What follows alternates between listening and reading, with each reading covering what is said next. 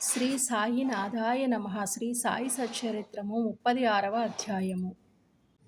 ఇద్దరు గోవా పెద్ద మనుష్యులు, షోలాపూర్ నివాసియగు ఔరంగాబాద్కర్ భార్య. వింత కథలు. ఇద్దరు పెద్ద మనుష్యులు. ఒకనాడు గోవా నుంచి ఇద్దరు పెద్ద మనుష్యులు బాబా దర్శనమునకై వచ్చి బాబా పాదములకు సాష్టాంగముగా నమస్కరించిరి. ఇద్దరూ కలిసి వచ్చినప్పటికీ బాబా వారిలో ఒకరిని 15 రూపాయలు దక్షిణ ఇమ్మనెను. ఇంకొకరు అడగకుండగానే 35 రూపాయలు ఇవ్వగా అందరికీ ఆశ్చర్యం కలుగునట్లు బాబా నిరాకరించెను. అక్కడున్న శ్యామ బాబా నిట్లనడిగెను, ఇది ఏమి? ఇద్దరూ కలిసి వచ్చిరి. ఒకరి దక్షిణను ఆమోదించితివి, రెండవ దానిని తిరస్కరించితివి. ఎందులకీ భేదభావము? బాబా ఇట్లు జవాబిచ్చెను, శ్యామ, ఎందులకో నీకేమీయును తెలియదు. నేనెవరి వద్ద ఏమీయును తీసుకొనను. మసీదు మాయి బాకీని కోరును. బాకీ ఉన్నవాడు చెల్లించి రుణ విమోచనమును పొందును. నాకు ఇల్లు గాని ఆస్తి గాని కుటుంబము గాని కలవా? నాకేమీ అక్కరలేదు. నేనెప్పుడునూ స్వతంత్రుడును.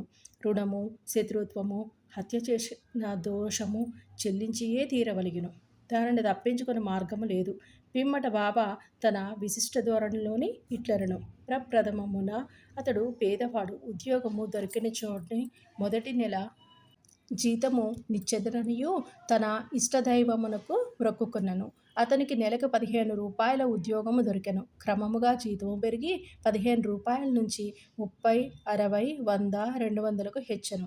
తుదకు 700లకు హెచ్చెను. అతడు ఐశ్వర్యమును అనుభవించు కాలమందు తన మ్రొక్కును మరచెను. అతడి కర్మఫలమే అతనినిచ్చటకు ఈడ్చుకొని వచ్చినది. ఆ మొత్తమునే 15 రూపాయలు నేను దక్షిణ రూపముగా నడిగితిని. ఇంకొక కథ. సముద్ర తీరమున తిరుగుచుండగా ఒక పెద్ద భవనం వద్దకు వచ్చి దాని వసారాపై కూర్చుంటిని. యజమాని నన్ను బాగుగా ఆదరించి చక్కని భోజనమును పెట్టెను.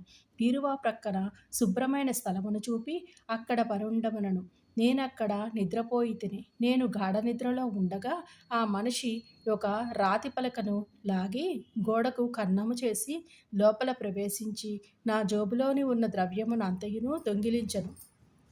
నేను లేచి చూచుకొనగా 30,000 రూపాయలు పోయినవి. నేను మిగుల బాధపడితిని. ఏడ్చుచూ కూర్చుంటిని. పైకమంతయును నోట్ల రూపముగా నుండెను. ఆ బ్రాహ్మణుడే దానిని దొంగిలించెననుకొంటిని. భోజనమును నీరు రుచించవయ్యెను. వసారాపై ఒక పక్షము కాలము కూర్చుండి నాకు కలిగిన నష్టమును కేడ్చుచుంటిని. పిమ్మట ఒక ఫకీరు దాని వెంట పోవుచూ నేనేడ్చుచుండుటను చూచి ఎందులకు ఏడ్చుచుంటివనియును అడిగెను. నేను జరిగిన వృత్తాంతమును చెప్పితిని. వారిట్లనిరి, నేను చెప్పినట్లు చేసినట్లయితే నీ డబ్బు నీకు దొరుకును. ఒక ఫకీరు వద్దకు వెళ్ళుము. వారి చిరునామా నేనిచ్చెదను. వారి శరణు వేడుము. వారు నీ పైకమును నీకు తిరిగి తెప్పించెదరు.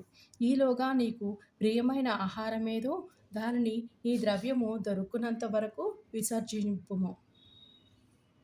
నేను ఫకీరు చెప్పినట్లు నడుచుకొంటిని. నా పైకము నాకు చిక్కినది.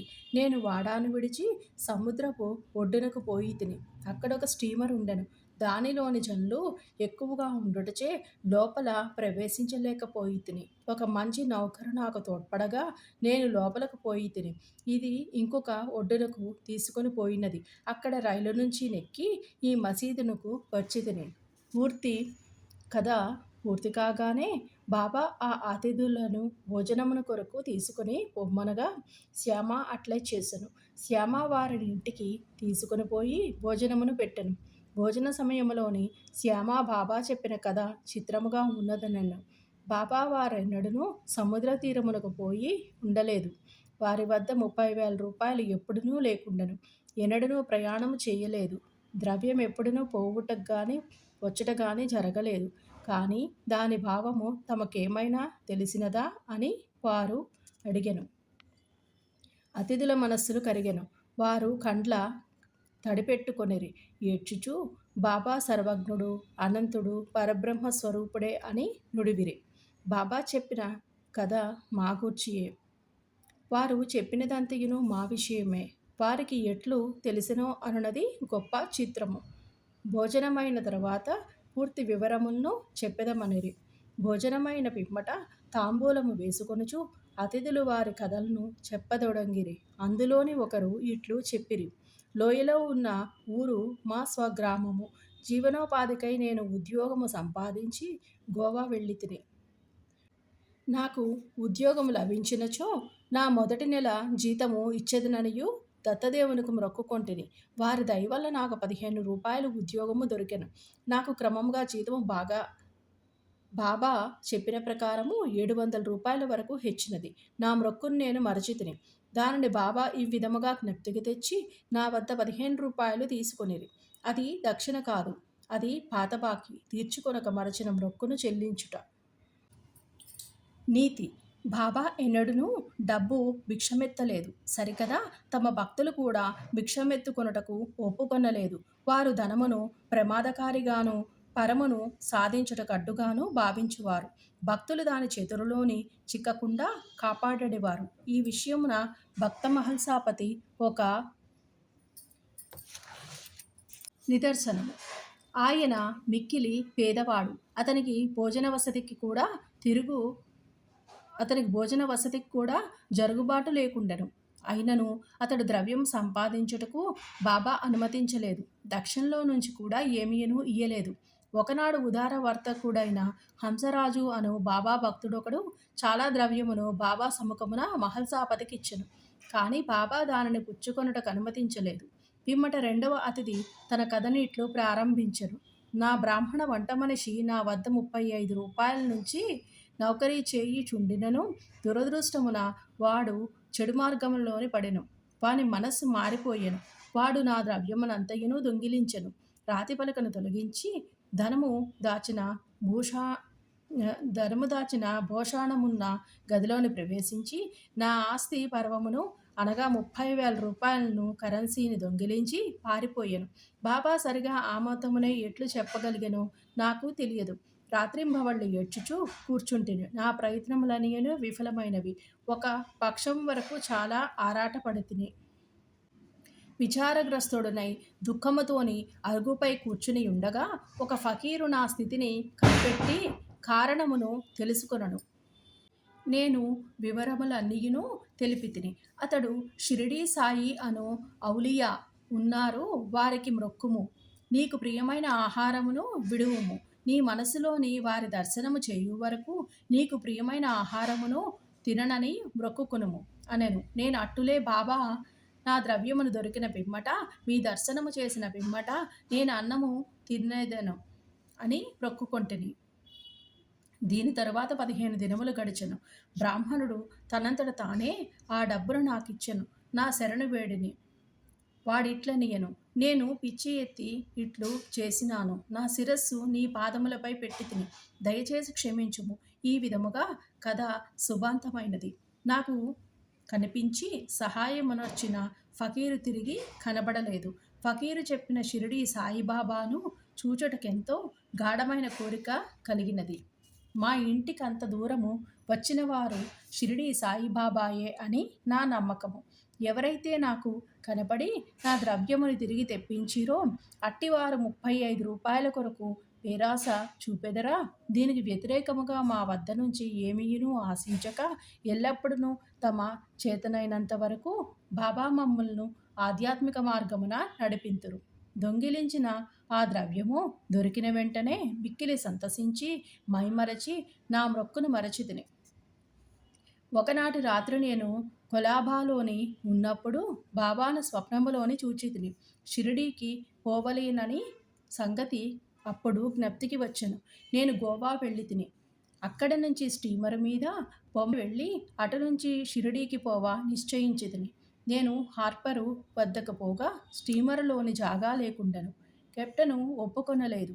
కానీ నాకు పరిచయము లేని నౌకరు ఒకడు చెప్పగా ఒప్పుకొని నన్ను స్టీమరులోని బొంబాయికి తీసుకుని వచ్చెను. అక్కడి నుంచి ఇక్కడకు రైలులోని వచ్చితిని. కాబట్టి బాబా సర్వజ్ఞుడు, సర్వాంతర్యామి.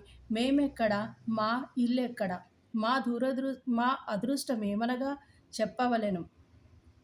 మా అదృష్టం ఏమని చెప్పవలెను. బాబా మా ద్రవ్యమును తిరిగి రాబట్టరు. అక్కడకు లాగుకొని వచ్చెను. షిరిడీ జనులారా, మీరు మాకంటే పుణ్యాత్ములు, మాకంటే అదృష్టవంతులు. ఏలనగా బాబా మీతో ఆడి నవ్వి మాట్లాడి ఎన్నో సంవత్సరములు మీతో నివసించెను. మీ పుణ్యము అంతయును అనంతము. ఎందుకనగా అది బాబాను షిరిడీకి లాగెను. సాయియే మన దత్తుడు, వారే మొక్కుకొమ్మని నన్ను ఆజ్ఞాపించిరి. స్టీమరులోని జాగా ఇప్పించిరి, నన్ను ఇచ్చటకు తెచ్చిరి. ఇట్లు వారి సర్వజ్ఞత్వమును సర్వశక్తిమత్వమును నిరూపించిరి. ఔరంగాబాద్కర్ భార్య షోలాపూర్ నివాసియకు సఖారాం ఔరంగాబాద్కర్ భార్యకు 27 సంవత్సరములైనను సంతానము కలుగలేదు. ఆమె అనేక దేవతలకు మ్రొక్కులు మ్రొక్కెను, కానీ నిష్ప్రయోజనమయ్యెను. తుదకు నిరాశ చెందెను. ఈ విషయమై చివరి ప్రయత్నము చేయ నిశ్చయించుకొని తన సవతి కొడుకగు విశ్వనాథునితోని షిరిడీకి వచ్చెను. అచట బాబా సేవ చేయుచు 2 నెలలు గడిపెను. ఆమె ఎప్పుడునూ మసీదుకు పోయినను అది భక్తులచే నిండి ఉండెడిది. బాబా చుట్టూ భక్తమండలి మూగి ఉండువారు. బాబా నొంటరిగా చూచి వారి పాదములపై పడి తమ మనసును విప్పి చెప్పి తనకొక సంతానము కావలయుననియు కోరుకున్నటకై తగిన అవకాశమునకై ఆమె కనిపెట్టుకొని ఉండెను. తుట్టదొదుక శ్యామకి సంగతి చెప్పి బాబా ఒంటరిగా ఉన్నప్పుడు తన విషయమును జోక్యము కలుగచేసుకొనమనెను.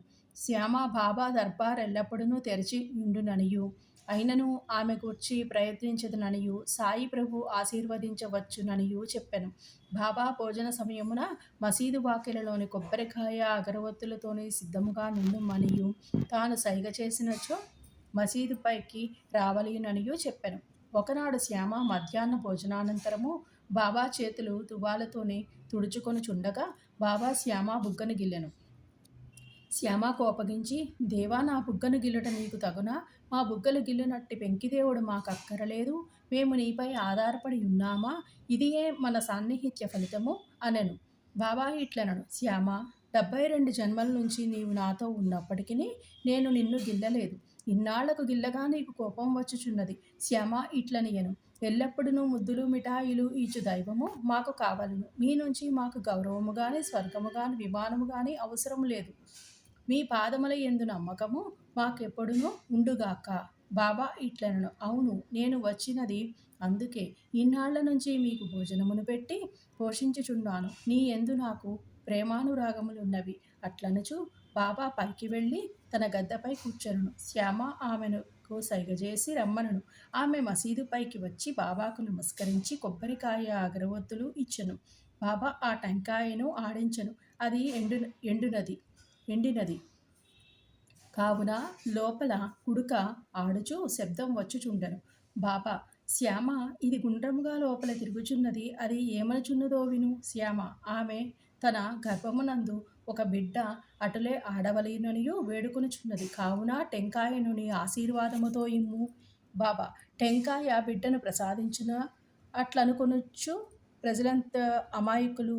శ్యామ, నీ మాటలు మహిమలు ఆశీర్వాద ప్రభావమును నాకు తెలియను. నీ ఆశీర్వాదమే ఆమెకు బిడ్డల పరంపరను ప్రసాదించును. నీవు మాటలచే కాలయాపన చేయుచు ఆశీర్వాదమును ఇవ్వకున్నావు. ఆ సంవాదము కొంతసేపు జరిగెను. బాబా పదే పదే టెంకాయను కొట్టుమనుచుండెను. శ్యామ టెంకాయను కొట్టకుండా నా స్త్రీచే ఇవ్వుమనియు వేడుకొనెను. తుదకు బాబా లొంగి ఆమెకు సంతానము కలుగునని అనెను. ఎప్పుడని శ్యామ అడిగెను. 12 మాసములలో అనియు బాబా జవాబిచ్చెను. టెంకాయను పగలగొట్టెను. ఒక చిప్పను ఇరువురును తినిరి. 2వ చిప్పను ఆమెకిచ్చిరి.